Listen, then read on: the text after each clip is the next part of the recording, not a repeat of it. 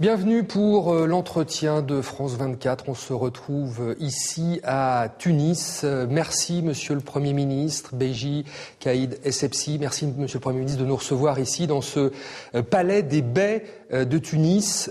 Palais absolument magnifique, construit au XIXe siècle.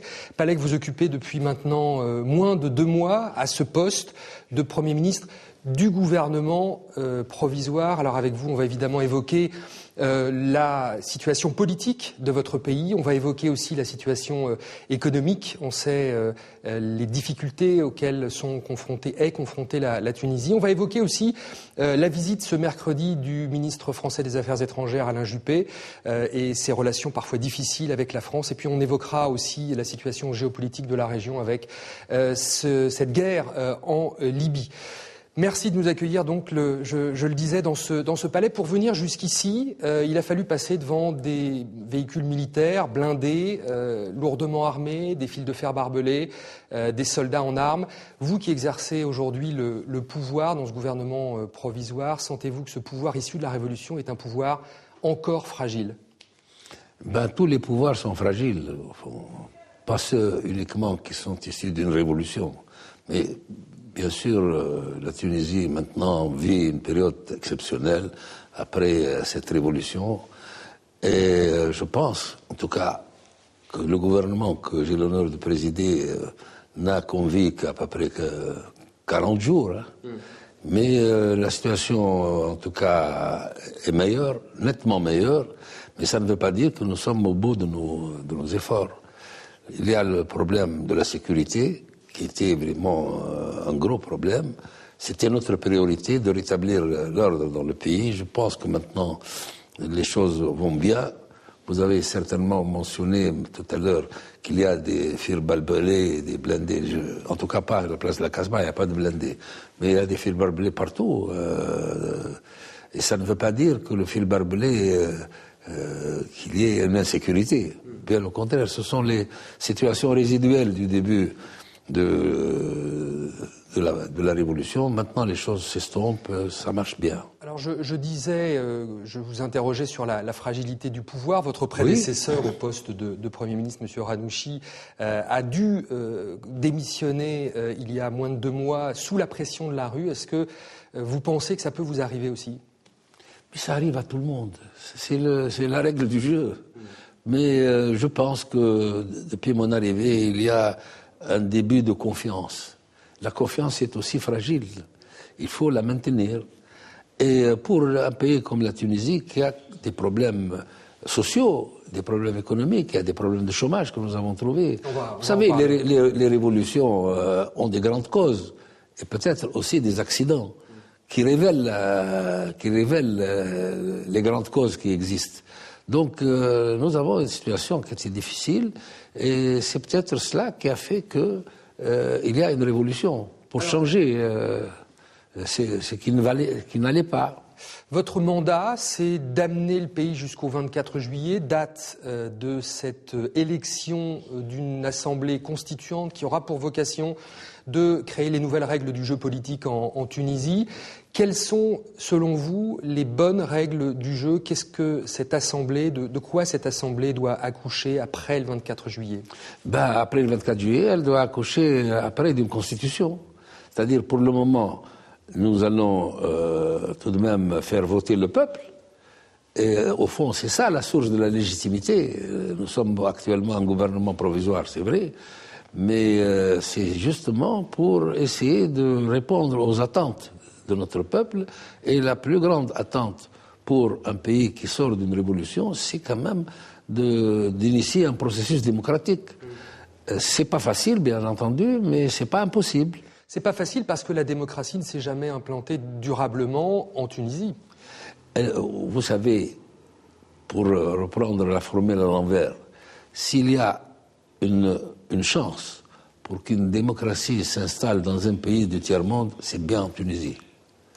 Parce que tous les ingrédients de la démocratie se trouvent réunis. Nous sommes un pays où la population est instruite maintenant. Au début de l'indépendance, nous travaillons pour combattre l'ignorance et l'analphabétisme. Maintenant, nous avons les conséquences de la généralisation de l'enseignement, puisque nous avons beaucoup de Tunisiens diplômés supérieurs qui sont au chômage, ce qui est quand même différent. Mais quand même, c'est vrai que nous avons aussi une population moyenne qui existe, et nous avons la libération de la femme, ce qui fait que la Tunisie est mieux préparée que d'autres pour justement initier un processus démocratique. Avec précisément la place importante des femmes sur les listes électorales, le souhait d'une parité et d'un panachage homme-femme sur ces listes. Ça va peut-être plus avancé que partout en Europe. Il y a à ce jour, peut-être ce soir le chiffre sera démenti, mais 51 partis politiques, ce soir donc peut-être 52 ou 53. Oui.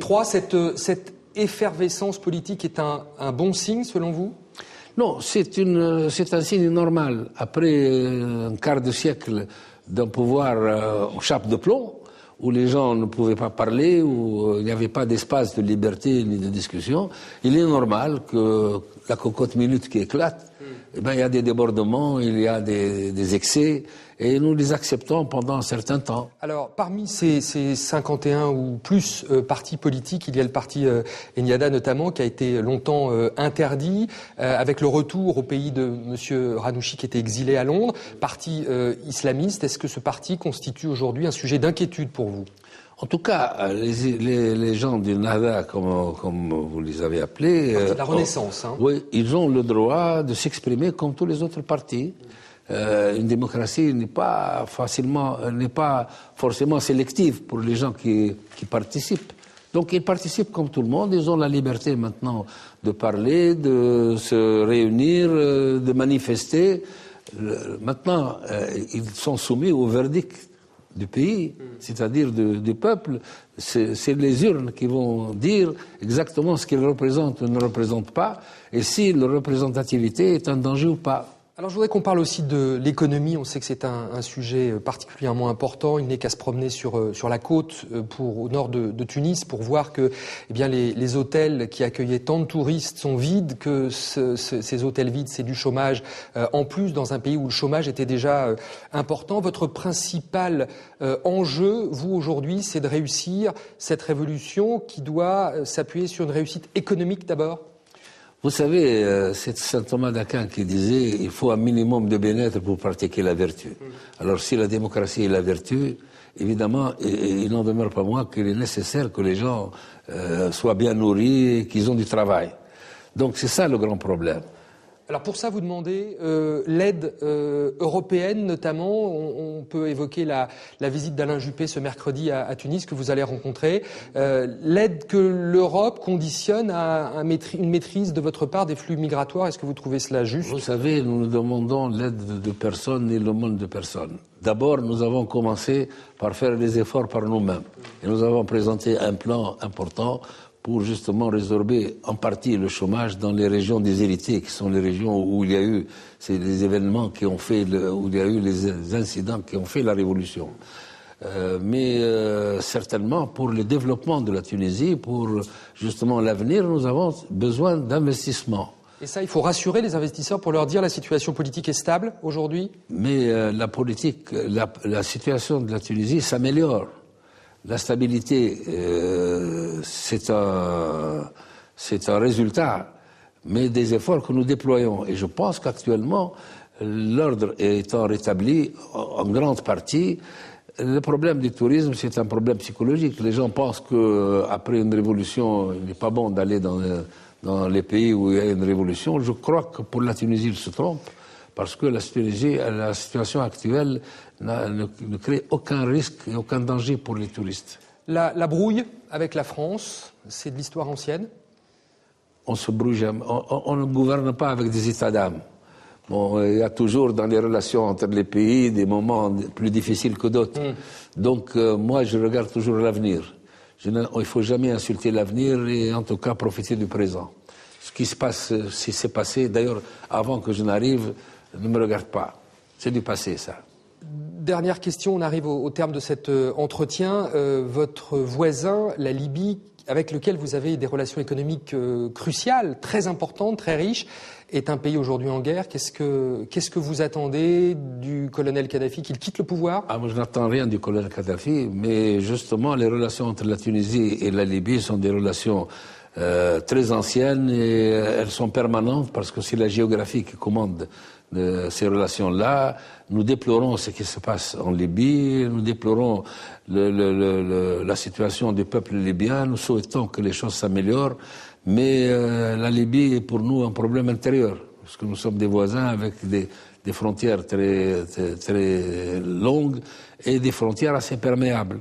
Donc nous avons reçu, à cause des éléments de Libye, à peu près 260 000 réfugiés. Nous les acceptons, nous les assumons, nous faisons pour le mieux. C'est une charge très lourde pour la Tunisie.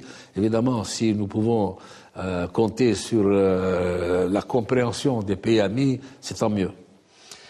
Merci beaucoup, Monsieur le Premier ministre, d'avoir accepté cet entretien de France 24, de nous avoir reçus ici dans ce palais des baies de Tunis où vous exercez donc ce pouvoir. Merci d'avoir reçu. C'est moi qui vous remercie. France 24, merci beaucoup. Et je salue aussi vos téléspectateurs français. Merci pour eux. C'est la fin de cet entretien. D'autres infos tout de suite depuis Paris.